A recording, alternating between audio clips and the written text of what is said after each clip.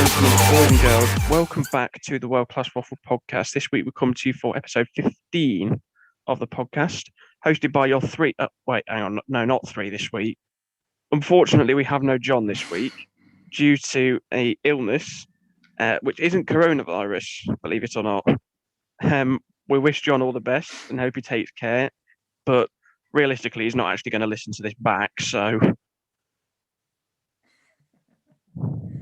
That's true, to be fair, he probably won't. No, absolutely not. But we'll soldier on without him. Couple of pointers before we start delving into this week's topics. Firstly, I'd like to say Happy Mother's Day to all the mothers out there. Although this will be going out on the Monday when we're recording, it is Mother's Day. I'd also like to say, why on earth have people not gone and listened to episode 14? Took an hour out of our lives just talking about the Premier League. So make sure you go back and listen to that. Took a lot of hard work editing it. And the views aren't reflective. So go back and listen to that. This week, though, we are focusing on our more sporting front, as we are looking to do now. And we bring to you three different sports this week. We're going to be starting this week with the interesting case about the Team Sky doping scandal that's been brought to a close this week. We're also going to be diving into the Formula One winter testing that's happened this coming weekend and is currently going on as we speak. And finally, we're going to be discussing the rather weird circumstances of Chris Wilder's sacking from Sheffield United. That was very interesting to say the least. But let's dive into topic one of this week, which is World Class Waffle presents cycling. And the cycling topic for this week is it's road cycling. It's the former Team Sky and former Team Sky doctor, Dr. Richard Freeman, who has been brought to trial for some rather interesting shenanigans that's been going on within Team Sky. Let's just put it that way. Yeah, it's kind of a shock ruling, almost. Well, not quite shock, but it's quite a bombshell in many ways, the ruling that's come out of his tribunal that's been going on for about a couple of years now. Yeah. Around the doping cases that were brought to light surrounding Bradley Wiggins and other Team Sky cyclists. And yeah, I keep going to say surprisingly, but I think realistically, if you followed the story, it was quite clear that he was guilty in guilty what he was sin. doing. Yeah, Guilty. Well, he has now been.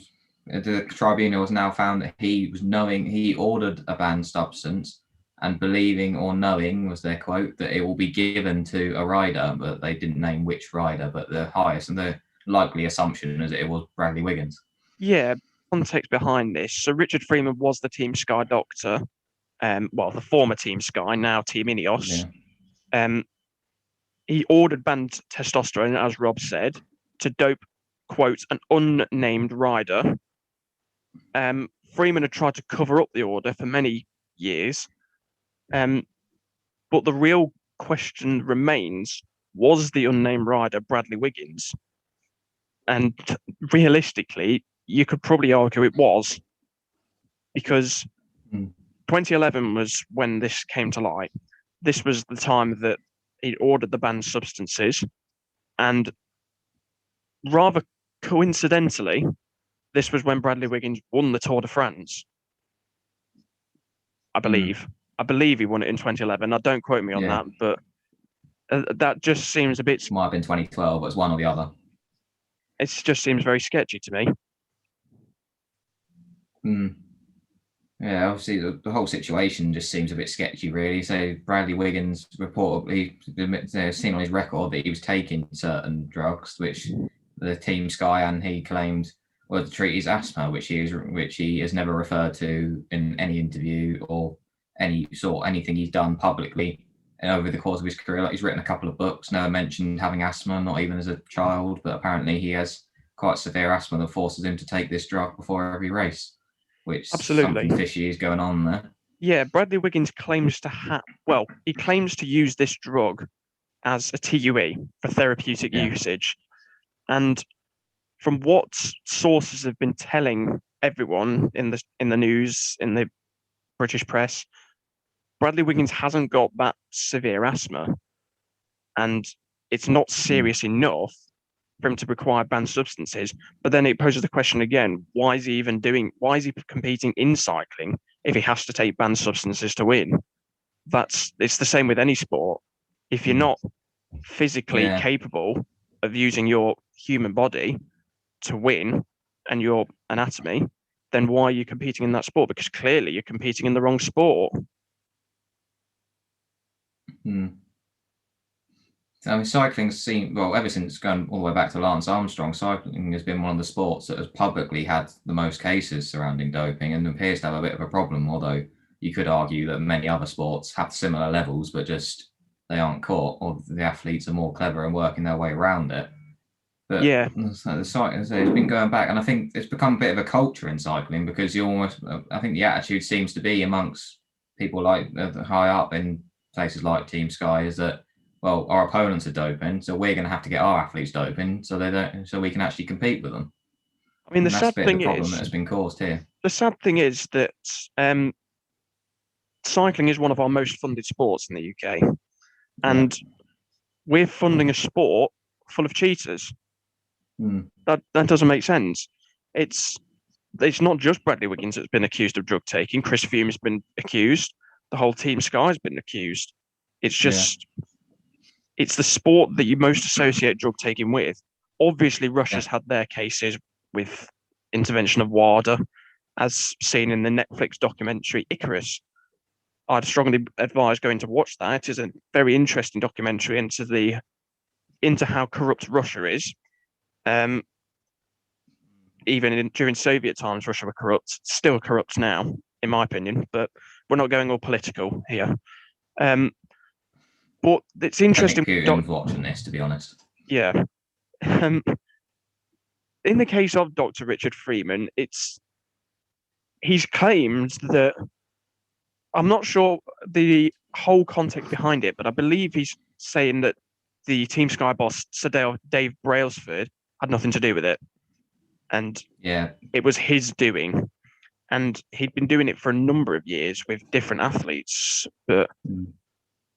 it doesn't make sense. Why do it? Why do it? Yeah. I don't know. It poses the question of why do people still cheat? Mm. I think, like I said, it's just become a bit of the almost that you just. I think in cycling because it's so public and how many people that it outs as us being done for doping, it's kind of become that sort of culture where like though the clean athletes who have nothing to hide and aren't doping are the ones who they're never going to be able to compete for anything because almost the majority of their opposition will be doping now. Absolutely. It's not just cycling that's the problem because we see a lot of cases in long distance Yeah. running. I mean, for example, Mo Farah's been accused Mm. with his rather sketchy coach, Alberto Salazar, who has been Yeah. admitted to using drugs, but it's whether he used it on Mo Farah because this is tarnishing Mm. the Team GB's brand and is tarnishing British sport, knowing that we've got cheaters within the system, and Yeah. that's good omen on Very this high up in the country. system as well. Exactly, and it's not a good omen for this country Mm. that we've got high figure people taking drugs in our heavily funded Olympic programs and heavily invested into Mm. the sporting programs, and it's wrong really, and it's right that Richard Freeman has been brought to trial about this. So obviously, as well as these questions about the rise of British cycling now as well, because obviously when Lance Armstrong found out, there's those are questions about his comeback. Obviously, after he beat cancer, was it actually him or was it through the drugs? Obviously, look at how British cycling stepped up ever since, well, just in the build up to London 2012, and then pushed on from there. Absolutely, All the work they did putting out, obviously with the Olympic squads. There was lots of talk about the idea of marginal gains, which they brought in, which was then obviously in my case, like that was one of the things that was through my high school, like the people they used to take on what the Olympic values as they're called. They used to try and push them through students. And always very cycling was used an example to students when you're doing exams and stuff about how small little things can be improvements. And they built up such a solid reputation. But now you're going to question, was it actually these small little things, or was it the fact that they just put 3/4 of the athletes on drugs? Well, you'd have to argue that cycling is one of the most enjoyable sports to watch in Olympics, especially track cycling. It's arguably, especially at London 2012, because it was one of the most enjoyable sports to watch. But it's just the system is just so wrong. It kind of shows that WADA are weak in a sense because they're not able to track down on this and focus in on it, because Team GB cycling and obviously Team Sky have been really successful in the cycling world in the last few years, with three of the previous Tour de France winners being British. Bradley Wiggins, Chris Froome, Geraint Thomas, all won Tour de France's. Yeah. Are they all doing drugs, or was it just Bradley Wiggins? Who knows? It could be even more deeper reading for, I don't know, WADA or UK anti-doping officials, because we just don't know. I'll say it was interesting with this setup as well is that Richard Freeman clearly isn't still telling the full truth, as he only claimed he admitted 18 of the 22 charges against him. But then one of the things he said as well is that he claimed the testosterone he ordered was to treat the erectile dysfunction of the performance director Shane Sutton, but he had his own testimony 2 years ago where he said nothing about this. So clearly, there's something still that hasn't been said, despite all what's come out. Absolutely. And then interesting as well, Shane Sutton has been as early as 20 has always claimed that Chris Froome was another one who's doped, going all the way back to 2012 when Bradley Wiggins first started to be successful. Absolutely. There's still questions that haven't been answered yet, and there's still plenty more that needs to be discovered, because it won't be the end of the story until we hit. This won't be the end of the story, even when Dr. Richard Freeman has been charged, and I don't know, it'll probably end up. I don't know if we'll go to prison or not. I don't know the judicial process within courts and stuff, but arguably, you've got to say it obviously it is criminal, and it's plain down cheating, which is against the ethics of the sport, and something needs to be done about it, because who knows, there could be more people like, well, I don't guarantee there is more people like Richard Freeman trying to cheat their way through the system, but it's just a shame that Team GB and the UK cycling, who have got a reputation for being strong individuals, have done this, because it gives a bad omen for the UK, really, UK sport. Definitely, like you say, one of the key points that you've mentioned a couple of times now is I think it's the second most funded sport by UK sport. I think might well even be the first. It's definitely in the top three. And, like you say, could even be the top one. But like, is that money now going to be redistributed? Because the fact is, from the UK sport point of view, it's still successful, how they've done it or not. They're still getting the success, which is obviously the aim is to win medals and obviously be as successful as possible in terms of getting funding, which is they are actually doing that. So that then poses moral dilemmas, which, like you say, we're not going to hear the end of. And the story's already rumbled on must be getting on for 5 years or so now since the allegations first broke out, and it's still going strong, and there's still a long way to go by the looks of it. I mean, I have no doubt that the track cyclists for Team GB, they have nothing to do with it. I have no doubts that the track cyclists, Laura Kenny, Jason Kenny, Chris Hoy, Victoria Pendleton, they'd have nothing to do with this. It's the road cyclists who have to go through a more physical process, that have to find a way of cheating through the use of testosterone, EPO, for example, just injecting fluids into the bloodstream to try and get more oxygen in there. I mean, this is all getting very anatomical, which we don't like, but it's just the way it is, and it's just the way that cycling is going, because yes, it is one of the UK's top most funded sports, especially for Olympic programs. But arguably, if cycling is shown to be a corrupt sport, surely the distribution has to go elsewhere to sports that may have up and coming athletes coming through, because obviously rowing's a big sport for us. It doesn't get definitely. a load of funding. Archery is a sport that don't think the Team GB has ever had a medal for. So maybe we pump the money in there to try and get new and upcoming talents coming through. It's a tricky situation, and you've got to feel for UK sport and Sport England for having to deal with this, because it's not going to be easy. Yeah, I think it's the whole, like you say, it's going to drag on for a long time, and it's going to cause a lot more problems that I'm sure more things are going to come to light over the coming months and years, and it's probably going to be the beginning of a downfall for British road cycling. Absolutely. It's sad in a way that they have to that Dr. Richard Freeman has put decent athletes in the case of, well, who knows who the unnamed rider is, but we assume it's Bradley Wiggins, but you cannot be sure. It could be one of the ones that doesn't really get as much attention, but it shows that there's a lot more behind the scenes that we know is going on, and those details need to come to light to make the sport of cycling more ethically correct and more upfront with people, and expose the cheating that's going on, because clearly it's having a detrimental effect on the sport. Yeah. So I think maybe we should move on now. I think we got a bit too, what was the word, analytical into that, maybe. Far too analytical and far too anatomical. Let's move on, and the World Class Waffle podcast now presents Formula One.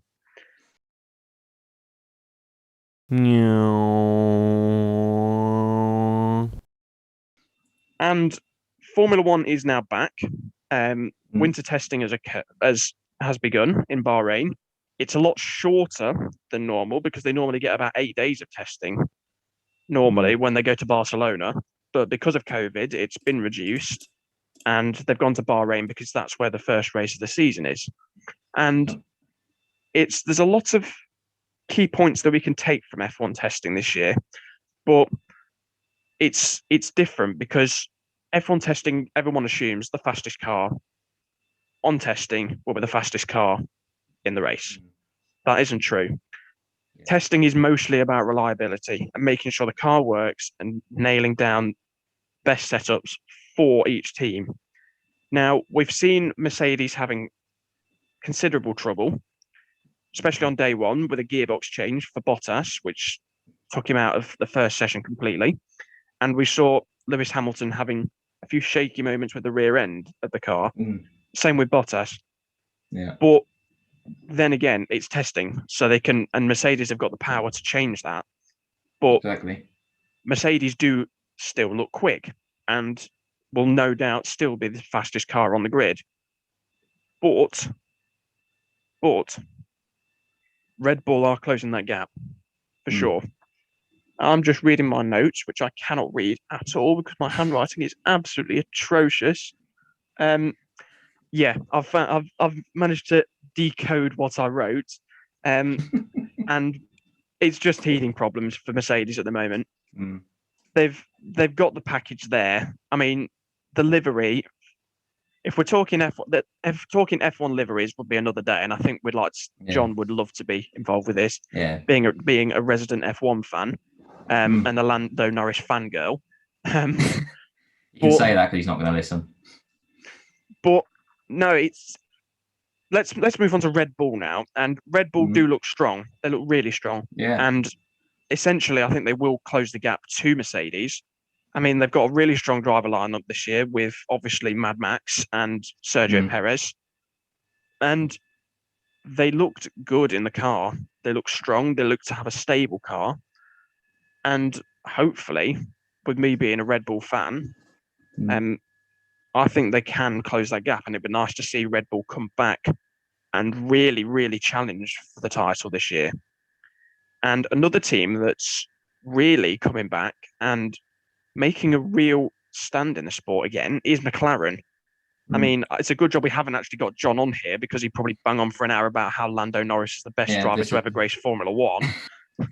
But I have been impressed with them, to be fair. I'll try and play the John role in this situation, but I have actually been really impressed with them. So you and John are much bigger F1 fans than I am. I class myself as having a passing interest, but I've been really impressed with what I've seen. Because, like I say, it's been kind of before I started to get into it, really, that McLaren really were right up there at the top. And I think it's good. They have impressed me, definitely. I think Daniel Ricciardo's looked good, especially. Although John will probably say Daniel Ricciardo really does look. Yeah, Ricciardo does look really good in that car. The McLaren car does look really stable on track. It looks to be solid at the rear, which is where they've focused a lot of their changes. Obviously, now that they've got the Mercedes power unit in the back of the car. But it's kind of a good job that John isn't on here, because he would bang on for an hour about how Lando Norris is the greatest thing to ever grace Formula One. But no, I think McLaren will be possibly fighting for podiums this year, a lot more than last year, and I think they're not far off Red Bull. I still think that they're probably the best of the rest in a sense, because they did really well last year. But the way that McLaren have come from the issues they had in 2017 with Fernando Alonso calling their car having a GP2 engine, for example, it just shows how far they've come since moving. Well, I mean, they've had 3 different power supply units in the past 5 seasons. They've had Honda, which was abysmal for them. Renault really started to close the gap for them, but then they still didn't have a very stable car. And now they're back to Mercedes. Is it the beginning of a reunion for McLaren? And are they going to go back to the days of Lewis Hamilton with the McLaren Mercedes? Who knows? But we'll move on from McLaren. The newly rebranded Aston Martin, who formerly were Racing Point, is reliability going to be an issue for them this year? Who knows? Because they've had a lot of issues, especially with Vettel's not had the time in the car that he would have liked at all, having 2 reliability issues, having to change the gearbox yesterday. But again, they do look strong. They look quick. They've got the same power unit as McLaren now, so surely that gap will be a lot closer. And it depends on how each team's done aerodynamically. But I'd say McLaren are still favourites for 3rd in the constructors. Yeah, I'd agree with you with that. Yeah, but another team that was in that 3rd place battle last season was Renault, now rebranded as Alpine. And for me, I think they are the dark horses this year, because from looking at them in testing, they look incredibly reliable. They look quick. And Fernando Alonso looks like he's never left the sport. He looks settled in that car as ever he was before he left the sport and then rejoined. But aerodynamically, I think Alpine have really focused on that, because there is a lot of... I'm not going to go into the finer details because, quite frankly, I don't have a clue. But Alpine is certainly ones to watch. Especially Ocon looked quick on day 1. Alonso looks incredibly quick day 2, and the car looks reliable. Ferrari. Now then, Ferrari had an absolute stinker last year. Absolute stinker. Yeah. And from looking at testing, looking at the possible data, it could well be a long season ahead again for Ferrari. I mean, they have redesigned the front of the car, and obviously the power unit was the big problem for Ferrari last season. But comparing them to one of their customers, Alfa Romeo, now Alfa looked incredibly quick, and is there a case that they may well be quicker than the works Ferrari? Who knows? Because especially Giovinazzi in that car, he looks quick. Yeah, they surprised me really, Alfa, with how well they did perform over the 2 days so far. Alfa do look really strong, and Giovinazzi is one of those drivers that really doesn't get too much attention because Alfa are normally scrapping right at the back of the grid. But no, Alfa do look really quick this year, and they look like they've got a good package to go forward. I still think they probably won't beat the works Ferrari, but For Ferrari, it's a bit of a humdinger, really, because they've probably got the best driver lineup on the grid in Charles Leclerc and Carlos Sainz, but then have one of the worst cars. It's who knows what Maranello, but anyway, we will see. It's only testing at the end of the day, so we can't be sure on what is going to happen with that Ferrari and whether they're going to bring any upgrades. Let's move into AlphaTauri. I think it may be a long season ahead, definitely. Yeah, absolutely. Let's move into AlphaTauri. And again, I think they're another dark horse again. I mean, last season was simply superb for formerly Toro, now rebranded as AlphaTauri. They won at Monza with Gasly, which was really good to see. And both drivers look at it this season. Gasly is destined for a bigger move at the end of the season, for sure, because he's got too much talent to be in that AlphaTauri car. He was consistently pushing for a top 10 position all of last season. And he's now backed by a solid rookie, really, in Yuki Tsunoda, the little 5'2" Japanese superstar, who seems to be right at Gasly's pace, really. He looks sharp, Yuki Tsunoda. Definitely. And I think he probably could be probably the surprise package so far, I'd say. Absolutely. I don't think anybody expected this strong of a start from him. No, and I think he will be one to watch as the season goes on. I do still think that AlphaTauri will struggle. Well, I wouldn't say struggle, but they'll be the bottom of the mid-tier teams. But I think it will be interesting to see how Tsunoda and Gasly work together, because it looks a strong partnership and one that could go for. Well, obviously, I think Yuki Tsunoda is destined for a Red Bull seat later down the line. And I think Gasly, if Alonso ever was to leave Alpine, I think that seat opens up perfectly for Gasly, to be honest. Because he'd never go back to Red Bull after the way they treated him there. And to be fair, he didn't perform well in the car. No. But I think that Alpine seat is looking like a Gasly possibility. Now then, Williams. Is there a better season ahead for Williams? I hope so. I really do. Possibly. Williams have got one of the best pedigrees in the sport of Formula One, and it's a shame to see them so low at the bottom of the constructors. I mean, they've got one of the best talents in Formula One in George Russell. Yeah. And then just Latifi. We'll gloss over that. But no, George Russell will be in a Mercedes with the new regulation changes. I don't think there's any doubt about that. No. And I think Williams will be closing the gap. I have predicted them to score points this season. Not many, but I think they will. I think there'll be a surprise in there for Williams because they do look stronger this season. Yeah. And finally, we come to Haas. And the word that I've literally just wrote next to my notes here is meh. Sums it up quite well, to be fair. It does sum it up quite well because Haas have literally done nothing to their car. They've kept the same 2020 car going into 2021. Yeah. They're boasting two rookies in their ranks with Mick Schumacher, who looks really promising, and then the other one, who shall not be named, who's had some rather interesting antics in the off season that's been brought to light, and now the whole of F1 hates him, and rightly so. Rightly so, but.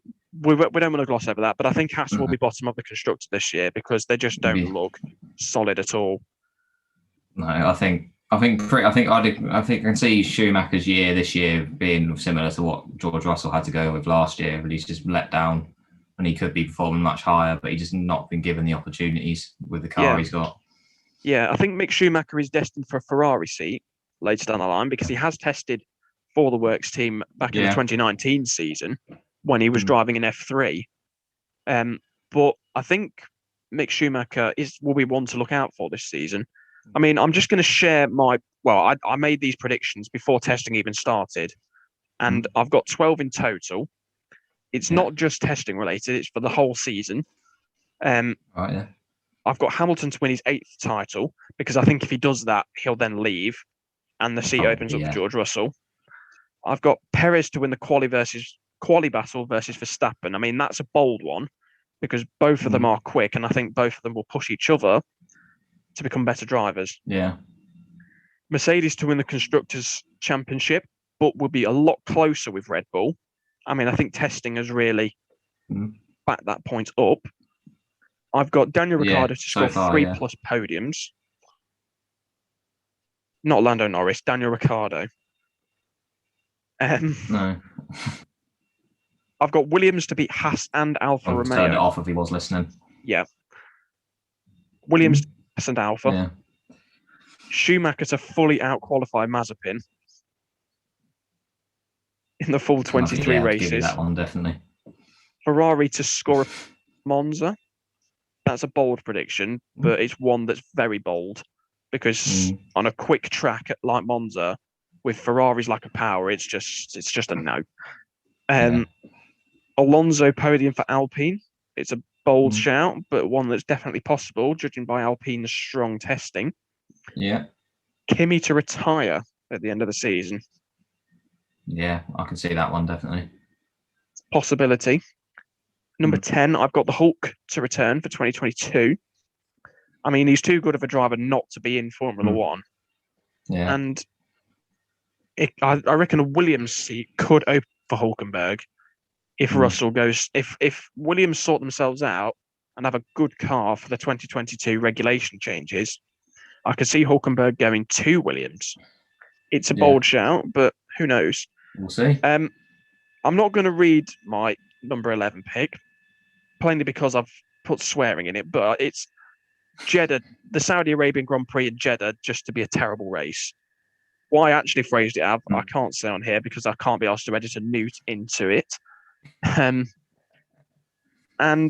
finally, the race of the season to be Austria. I mean, Austria always provides us a brilliant race, and I think this season will be no exception. But this season, I think we will be seeing some fans at some of the races, which will be nice to see. And we're also going to be seeing Portimao return to the calendar, which is nice to see because that was a good race again last year. And that is your F1 summary courtesy of the World Class Waffle podcast. Courtesy of you, of me nodding along during the whole thing, basically. Well, I'd say I'm a casual fan as well, but I'm more of a upper banded class, whatever. But I'd say I am a casual fan, but I'm in the upper band of a casual fan because I do know a certain amount, but my knowledge could be better. And as sports journalists, we need to show we're open in different sports. Yeah. I mean, we were going to put golf in this week, but we felt that there was more important news than golf. I mean, I could blab on for a couple of minutes about golf as a casual player and someone who follows golf, but we're not going to gloss over that. And next, we're going to be going into the sport that pops up nearly every single week on this podcast, and it's football. And we're taking you to the Premier League again, as the World Class Waffle presents football.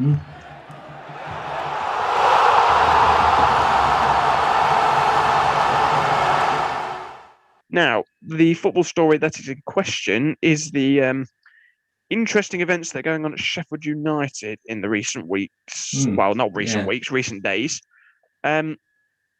Rumours were circulating on Thursday or Friday that Chris Wilder was set to leave. Many sources were reporting that he had left. He hadn't at that point. But in the last 2 hours, as we're recording this, he has now the club has now confirmed that he's gone. Yeah. And I don't understand why at all. Yeah, I think it's a confusing one, definitely, but you can't deny it's been a disappointing season, obviously. But I think at this point, I think Wilder even admitted it himself a couple of games ago that they're going down. But at this point, there's having hope, and there's just unbelievably deluded, and I think there's crossed that line now that you'd have to be the most diehard fan to have any genuine belief that they will stay up at this point. Yeah, well, And I think think a I lot of think there's quite. Yeah, I would argue that sorry, you go. a lot of pundits were tipping Sheffield United to be dark horses to survive, plainly after they just beat Aston Villa. But that looked like an anomaly of a fixture Yeah. because they've just not been out the races at all last season. Because last season, No. Sheffield United were arguably the team of the season with such a small budget Yeah, definitely. and basically a team full of championship players getting into the top 10 of the Premier League in their first season is nothing short of remarkable. But this season, reality has certainly hit home. And it does show, in a way, how much of an impact fans have for the club. Because Sheffield United's form in Project Restart wasn't exactly brilliant. I mean, they had one brilliant win over Chelsea, but other than that, it was a bit sketchy. Yeah, the European dream kind of really died off when the restart happened and the fans weren't there. Like so, I think obviously you can't deny every club has been negatively affected, despite jokes you can make about Man City by fans not being there. And Arsenal. But I would say that definitely Sheffield United I'd put at the top end of clubs who have missed out the most, because at the end they are a very local club and like they've been on this journey together with Wilder. Like, and he brought in 2016, I think he was in charge, and he brought them up from League One to the highest, and to last season the best Premier League finish they've had in the club's history. And I don't think any fan's going to be sitting there today and thinking that it's the right decision that's been made. But I don't think at this point, like we say, nobody's going to come in. You could bring in the best manager. You can borrow Pep from City for the rest of the season. He's not keeping them up. I mean, Pep They're actually the most qualified coaches ever. Yeah, Pep said this because in his interview for Man City's win over Fulham, he said if Chris Wilder was at Man City, they'd be fighting for the top. If he'd gone to Sheffield United, they'd still be scrapping for relegation. It shows but it does show the impact that the fans have, because if I'm looking at the league table and I'm looking at, say, 3 or 4 teams that really thrive off supporters being at their club, they are Leeds, Wolves, Newcastle and Sheffield United, all in the bottom half of the table, all have strong... I mean, Leeds and Wolves, for example, probably have... and Palace, for example, they're also in the bottom half. They thrive off their supporters being in the ground. Yeah. And when fans get into the stadiums, I could definitely see Leeds getting in the top half, because that will give them a big, big kick. Yeah, definitely. I think as like that and sorting the defence out, they could have a European charge next year if things go well. By far, absolutely. But it does pose the question about Wilder. Why have they done it now? Yeah, I think there's got to be something going on behind closed doors here, because there's been reports of some fallings out and disagreements with the owner, Prince Abdullah. But I think, like I say, nobody's keeping them up, as I keep saying. But so they can't be because of that reason. And you might say, like Bournemouth did, Eddie Howe left, get a new manager to come in, go for the new season, try something new in the Championship. But if you look at Norwich, that is a prime example. They've kept faith in the manager. He got them promoted the first time. They didn't sack him during a poor Premier League season. They've given him the job, and they're top of the league again. And they look like they're coming straight back to the Premier League. So, and he's managed to keep majority of the same squad, which with Sheffield United, you'd argue that probably the majority of the players who play for them this season and were part of that promotion-winning team will probably end up staying. I think you have a similar squad, and Sheffield United as same manager, they could have come up again. I think a big issue for United as well is they didn't really invest that well in the summer. No, they didn't. Ryan Bruce arguably should have been a good signing, but he just hasn't thrived. Aaron Ramsdale's a good signing. There's no question about that. Yeah. They lost Dean Henderson back to Man United, and they brought in a good young English goalkeeper. But a lot of Sheffield United's talents are going to go elsewhere when they drop down to the Championship. I mean, you've got players like John Egan, who is by far a Premier League centre-back. Yeah. You've got Sander Berge, for example, in the midfield. He won't want to play in the Championship. No. I think Ryan Brewster, again, is not going to want to play Championship football. I think the point of something you made earlier, how they succeeded last season on a minimal budget, and Chris Wilder was given a much bigger budget this summer. And the players they've trusted with the bigger transfer fees, like Ryan Brewster and those sort of players, they haven't produced. And I think they spent £40 million over both windows on strikers, and they've scored 1 goal between them, the players they signed. They're still Absolutely. Billy Sharp is competing for the top. They're still up there for top goal scorer charts. He's been there for years and is getting older now. I mean, there's no The money's not question. been invested properly in the I mean, there's no attacking side of question things. that Chris Wilder has done a superb job with Sheffield United, with the budget they have and the players they have. Mm. And but I'm disappointed to say that he has been compared as being better as Sean Dyche. I mean, they're two different managers with two different Yeah, styles of football. I mean, Chris Wilder plays with wing backs. Sean Dyche would yeah, never think of doing that ever in his life. He's a 4-4-2 man, no, sticks to his roots, Brexit football. But it's it's sad to see for Sheffield United because I don't know why they've done it now. They could have waited to the end of the season, mm-hmm. reassessed, see if Chris Wilder wanted to stay on as manager. But Yeah, I could see if Roy Hodgson ever left Crystal Palace, I think that job opens up for Chris Wilder. I think either him or Eddie Howe would be perfect for that job. mm. So I don't think he'll be far. I don't think it will take him long to get another job in English Even if football. it's But with a then I big suppose you would have championship said, club. yeah, I suppose you could have said that about Eddie Howe, who still hasn't found the right job for him so far. But Exactly, I he's doing think bloody there's punditry. definitely something on behind the scenes. I think the relationship with the owner has really kind of disintegrated over the coming weeks. There was reports at the end of the window that Chris Wilder wasn't happy because he'd asked for a left-sided centre back and a midfielder. I think I'm not sure on that, but I think they were the two. But those two specific players, like he said, look, I need one of these. If we've got a chance of staying up, you need to go and sign me these. And the owner just flat out refused.